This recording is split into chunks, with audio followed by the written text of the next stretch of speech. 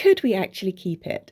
I did a video the other day on the loan of the Bayeux tapestry to the UK next year, and I got this comment as a reply. Obviously comedy. I was originally intending to just reply with some joke, but then I accidentally started to think about it seriously, and actually, are there any situations in which we could legally retain the Bayeux tapestry in this country after it had come on loan?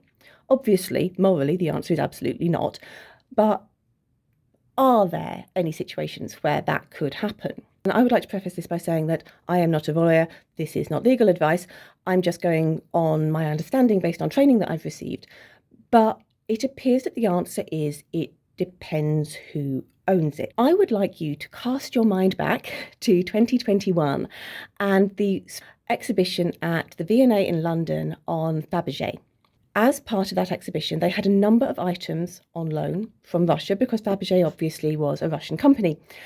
And during the course of the exhibition, Russia invaded Ukraine, leading to massive, unprecedented Western sanctions, which included the prohibition of exporting high-value art items to the Russian state, and that left the V&A with a massive problem. Do the sanctions laws override existing protections for cultural heritage objects when they're in another country? In the case of the V&A, they made a distinction between those items that had been loaned by the Russian state heritage institutions and those items that had been loaned by private museums belonging to Russian oligarchs.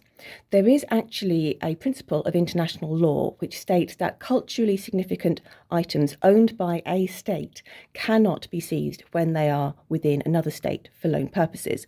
And that meant that objects from the Hermitage Museum, say, were returned, whilst those belonging to individuals were not.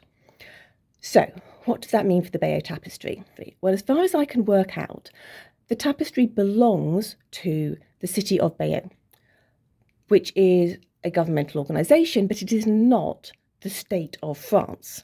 I'm not quite sure where that might leave the situation, but there is theoretically a possibility that if France were to go completely mad and decide to nuke Sweden or something, and sanctions were imposed, that while it was on loan, we would not be able to return it.